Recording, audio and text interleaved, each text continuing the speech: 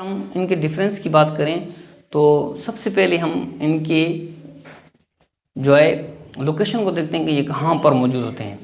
तो आइए चलते हैं, देखते हैं peroxisomes. Peroxisomes found in animals, plants, yeast and in protozoans. तो ये आपको एनिमल्स में भी मिलेंगे, प्लांट्स में भी मिलेंगे, यीस्ट में मिलेंगे और साथ साथ जो आपको प्रोटोजोन्स में भी मिलेंगे। जबकि गैलेक्सिसोम्स आपको सिर्फ और सिर्फ प्लांट सेल में मिलेंगे। अब प्लांट सेल्स में भी उन पार्ट्स में जो लिपिड रिच होंगे, activated during germination of lipid rich seeds.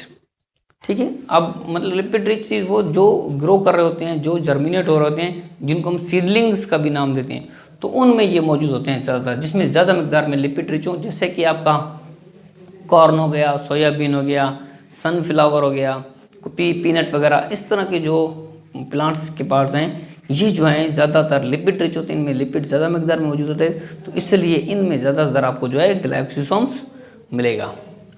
इसके बाद रिच, अच्छा इसकी साइज़ की बात करें तो ये 0.5 माइक्रोन है, डायमीटर इसका 0.5 माइक्रोन है। जबकि जो है आपको इसकी अगर हम देखें rich in oxidative enzymes as peroxidases. अब कौन कौन से एंजाइम्स में ये ज़्यादा मिकदार में मिलेगा?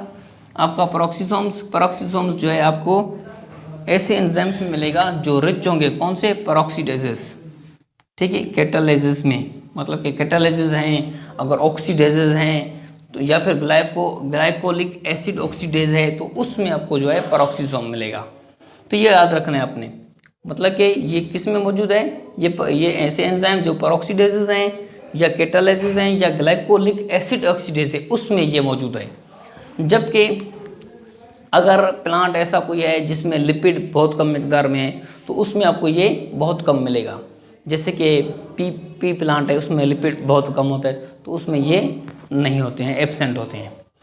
इसके बाद फंक्शन, इन दोनों की फंक्शन की बात करें तो peroxisomes formation and composition of H2O2 hydrogen peroxide.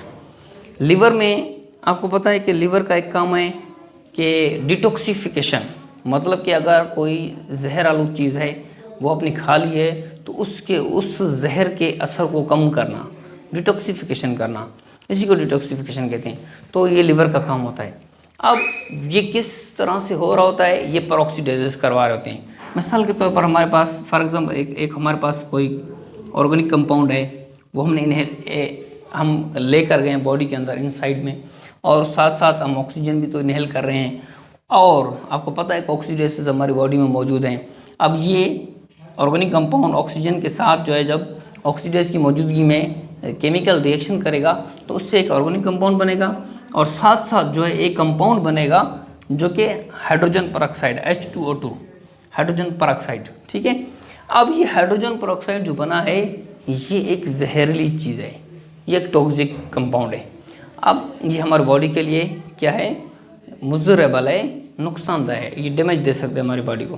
तो लिवर में ऑक्सीडेजेस मौजूद होते हैं, कैटालिसिस मौजूद होते हैं। अब ये जो जहर आलू चीज़ हमने खा ली है उसके इस जहर को असर को कम करना है तो फिर ये करेगा क्या कि हम फ़र्ज़ करें हमारे पास एक और ऑर्गेनिक कंपाउंड है जो मौजूद है हमारी बॉडी में, तो उसके साथ साथ हमारे पास क्या बना, टॉक्सिक कंपाउंड H2O2 बना, और अब हमारी बॉडी में कैटालिसिस मौजूद हैं, पेरोक्सीडेज है ये भी।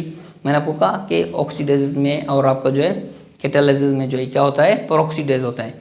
तो कैटालिस ये क्या करेगा, इस जो टॉक्सिक कंपाउंड है जो हमारी बॉडी में बना है, अगर हमने कोई जहरीली चीज़ खा ली है तो उसके उस असर को कम कर देगा ऑर्गेनिक कंपाउंड, और वाटर रिलीज़ कर देगा। वाटर जब रिलीज़ हो जाएगा तो उसकी ब्रेकडाउन करके यहाँ से पानी निकाल देगा, उस तरह से जो वो डिटॉक्सीफाई हो जाएगा। तो ये इसका फंक्शन है। ये तो एनिमल्स की बात कर रहे हैं।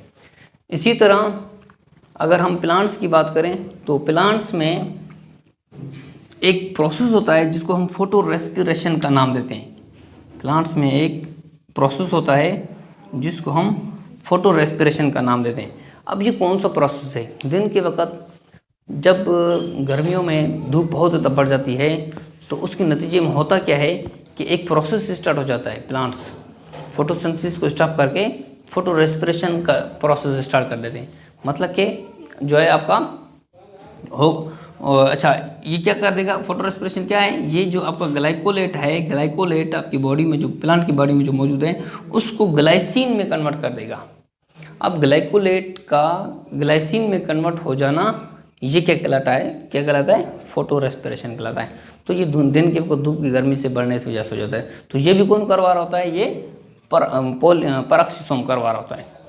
अच्छा अगर हम आपके जो है ग्लाइकोसिसोम की फंक्शन की बात करें तो ये फैटी एसिड्स को हमारी बॉडी में जो स्टोर्ड फैटी एसिड्स हैं उसको जो है कन्वर्ट करता है किसमें, कार्बोहाइड्रेट्स में। अब किसके थ्रू करता है, ग्लाइको ऑक्जिलेट साइकिल, एक साइकिल हो रहा होता है जिसकी मदद से ये क्या करता है, फैटी एसिड्स जो बॉडी में स्टोर हैं उनको कार्बोहाइड्रेट में कन्वर्ट करवा रहा होता है। चलिए आइए चलते मैं आपको एग्जांपल देकर समझाता हूँ। आपने क्रेब्स साइकिल सुना है, क्रेब्स साइकिल में होता क्या है कि सिट्रेट, एसिटाइल कोए सिट्रेट, ये आइसोसिट्रेट और आइसोसिट्रेट सक्सिनेट, फिर इस तरह से फ्यूमरेट, मेलेट और ऑक्सैलोसिट्रेट की फॉर्मेशन हो जाती है। ये क्रेब्स साइकिल है।